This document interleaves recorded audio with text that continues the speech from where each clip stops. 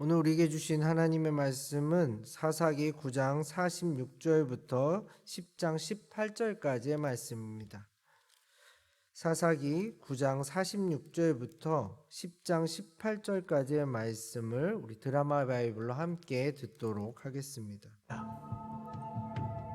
세겜 망대의 모든 사람들이 이를 듣고 엘브릿 신전의 보르로 들어갔더니 세겜 망대의 모든 사람들이 모인 것이 아비멜렉에게 알려지매 아비멜렉 및 그와 함께 있는 모든 백성이 살몬산에 오르고 아비멜렉이 손에 도끼를 들고 나뭇가지를 찍어 그것을 들어올려 자기 어깨에 메고 그와 함께 있는 백성에게 이르되 너희는 내가 행하는 것을 보나니 빨리 나와 같이 행하라.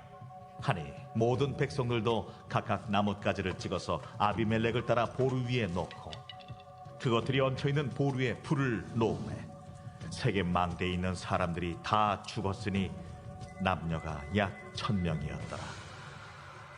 아비멜렉이 데베스에 가서 데베스에 맞서 진치고 그것을 점령하였더니 성읍 중에 견고한 망대가 있으므로 그 성읍 백성의 남녀가 모두 그리로 도망하여 들어가서 문을 잠그고 망대 꼭대기로 올라간지라. 아비멜렉이 망대 앞에 이르러 공격하며 망대 문에 가까이 나아가서 그것을 불사르려 하더니 한 여인이 맷돌 윗짝을 아비멜렉의 머리 위에 내려 던져 그의 두개골을 깨뜨리니 아비멜렉이 자기의 무기를 든 청년을 급히 불러 그에게 이르되 너는 칼을 빼어 나를 죽이라. 사람들이 나를 가르쳐 이르기를 이 여자가 그를 죽였다 할까 하노라. 그 청년이 그를 찌르매 그가 죽은지라. 이스라엘 사람들이 아비멜렉이 죽은 것을 보고 각각 자기 처소로 떠나갔더라. 아비멜렉이 그의 형제 70명을 죽여 자기 아버지에게 행한 악행을 하나님이 이같이 갚으셨고 또 세겜 사람들의 모든 악행을 하나님이 그들의 머리에 갚으셨으니 여룻바알의 아들 요담의 저주가 그들에게 응하니라. 제10장. 아비멜렉의 뒤를 이어서 이사갈 사람 도도의 손자 부하의 아들 돌라가 일어나서 이스라엘을 구원하니라. 그가 에브라임 산지 3일에 거주하면서 이스라엘의 사사가 된 지 23년 만에 죽음에 3일에 장사되었더라.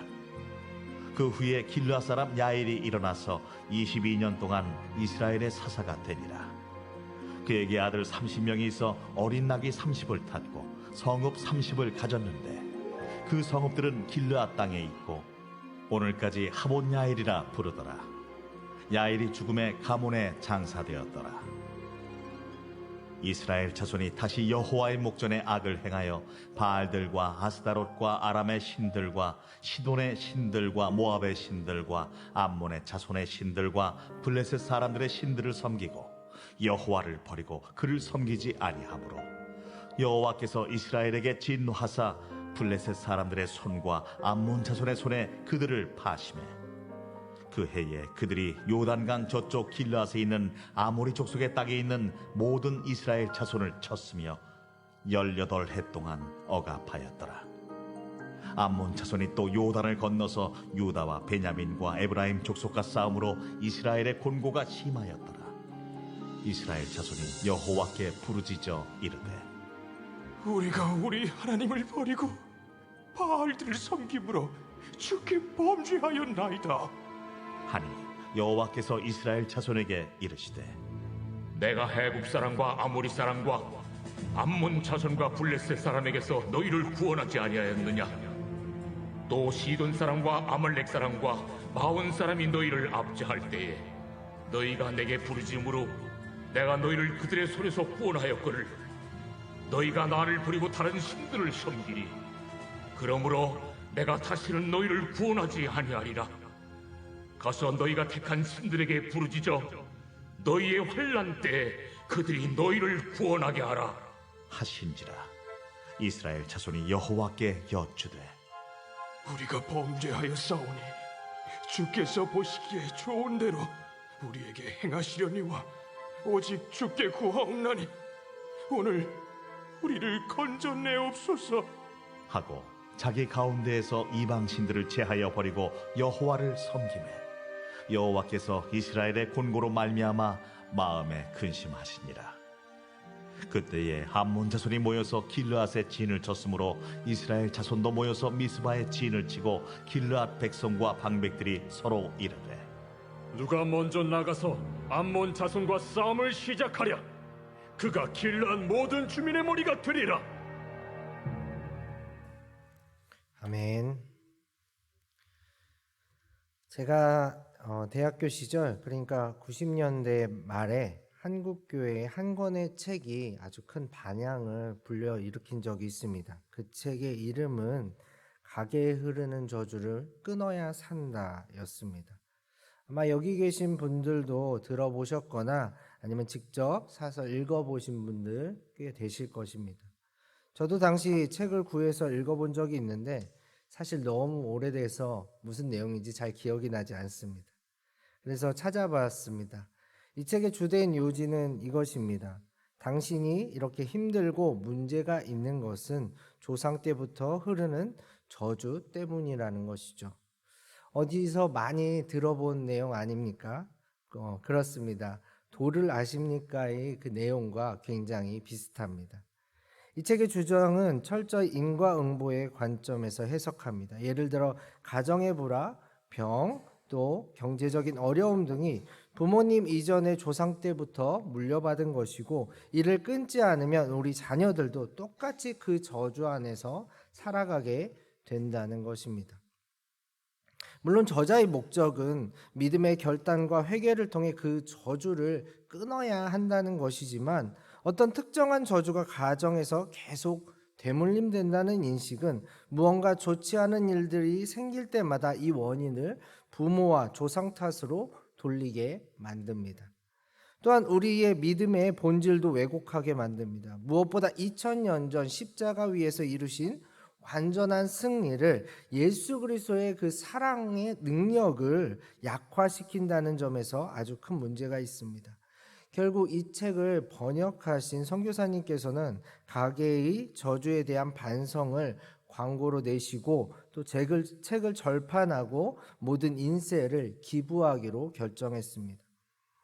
오늘의 본문에서 아비멜렉의 멸망이 아주 세세하게 나옵니다. 문득 앞에서 언급했던 책이 생각이 났고 저도 이런 식으로 설교를 할 수 있겠다고 생각했습니다. 아버지 기드온이 저지른 실수와 죄악이 이 아비멜렉에게 연결되었다고요.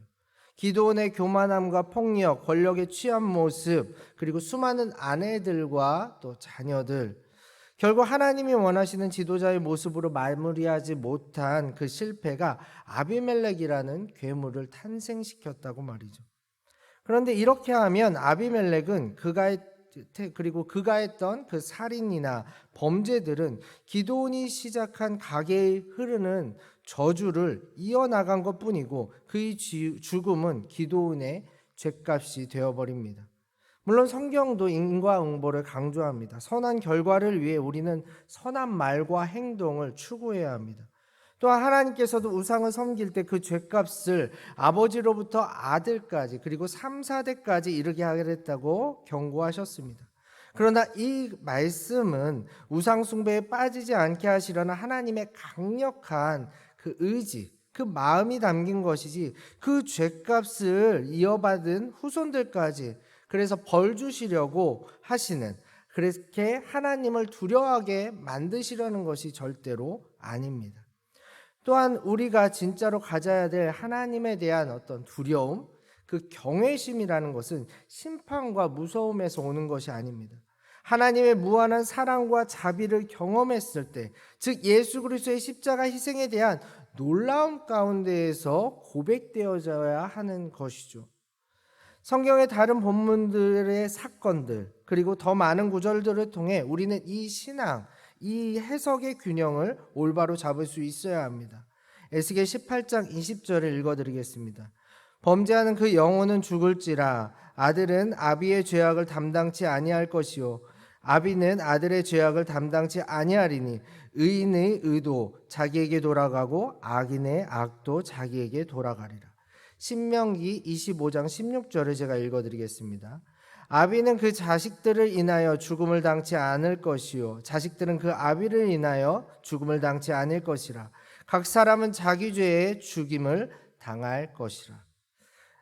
나아가 우리는 믿고 또 믿어야 하는데요, 우리가 절대로 극복할 수 없는 죄와 사망의 권세를 예수 그리스도께서 깨뜨리셨고 그분을 의지함을 통해서 우리는 완전한 자유를 얻은 신분임을 우리는 잊지 말아야 합니다.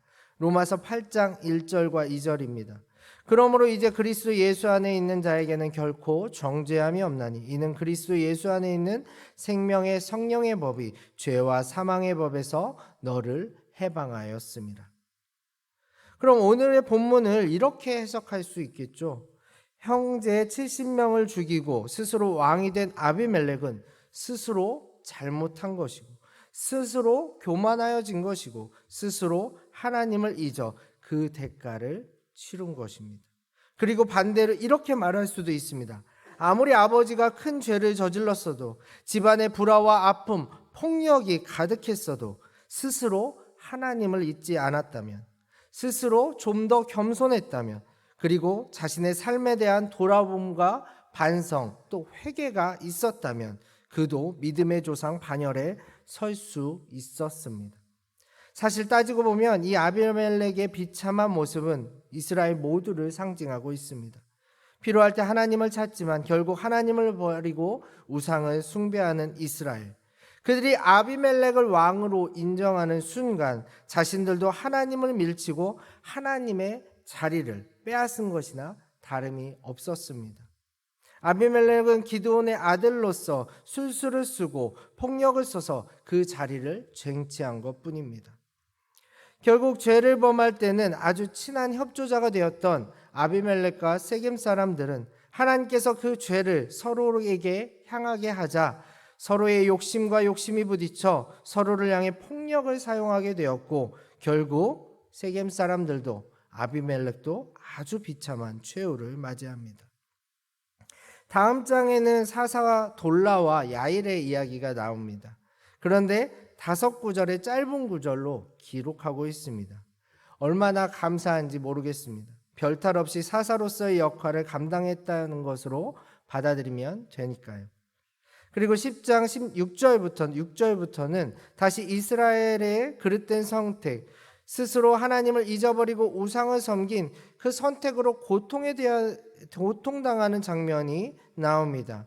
그리고 이 고통이 저주가 아니라 사실 하나님이 진노하셔서 내리신 벌이었음을 이스라엘과 하나님의 대화를 통해 아주 세세하게 기록하고 있습니다.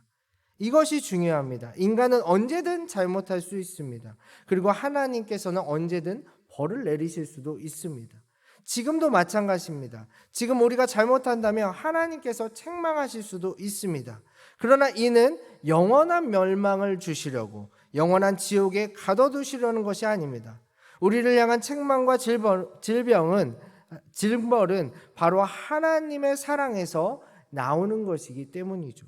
회초리를 들어서라도 자녀가 나쁜 일에게서 돌이키게 하시려는 하나님의 어쩔 수 없는 선택이었습니다. 사랑하는 용인영락교회 성도 여러분, 우리가 만들어가는 시대, 우리가 만들어가는 세상을 돌아보길 원합니다. 사사시대의 그 욕심과 교만, 내 것을 얻기 위해 남의 것을 빼앗는 거짓들이 넘쳐납니다. 교회를 다니는 사람들이 800만이다, 1000만이다 하고 있는데 과연 우리가 어떤 역할을 감당하고 있는지, 하나님이 우리를 보시면 어떤 마음이 드실지 사실 자신이 없습니다. 그렇다고 누군가를 비난하거나 손가락질할 수도 없습니다. 우리는 아비멜렉의 멸망을 보며 통쾌할 수 없는 사람들이기 때문입니다. 하나님께서 아비멜렉이 그렇게 죽는 것을 원하지 않으셨습니다. 끝까지 돌아오길 원하셨고 회개하길 원하셨습니다. 여러분은 하나님의 마음을 아는 자로서 다 자신을 돌아보고 사람을 보며 세상을 바로 보시기 바랍니다. 사사기에서 회초리를 드시는 하나님께서 2000년 전 그 회초리를 자신을 향해 내리치시면서 우리를 감싸주신 사실을 늘 마음에 품고 그 하나님의 사랑과 자비를 경험한 자로서 하나님을 향한 진짜 두려움, 진짜 경외감을 가진 자로서 말이죠. 오늘도 우리는 선택의 갈림길에 서게 될 것입니다. 부디 예수 그리스도의 길, 생명과 사랑과 또 섬김의 길을 선택하시어 많은 사람에게 하나님의 자녀다운 삶이 무엇인지 보여주시길 바랍니다. 하나님의 마음을 흡족하게 하시는 한 분 한 분 되시기를 간절히 소망합니다. 기도하겠습니다. 하나님, 이 땅을 살아가는 동안 너무나 많은 문제들, 어려움들이 있습니다. 그 안에서 사람들은 서로 경쟁하고 더 나은 위치에 오르기 위해 뺏고 빼앗기는 일들을 반복하고 있습니다. 우리가 사사시대 이스라엘 백성들의 어두움에 빠지지 않도록, 그 어리석음에 빠지지 않게 하시고 하나님을 믿는 하나님의 백성으로 세상의 빛과 소금이 되게 하여 주옵소서. 어려움을 겪을 때, 문제가 생길 때 우리 자신을 돌아보고 또한 세상의 어두움을 위해 기도하며 이를 통한 하나님의 인도하심을 더욱 기대하며 예수님의 뒤를 따라가게 하옵소서. 예수님의 이름으로 기도하옵나이다. 아멘.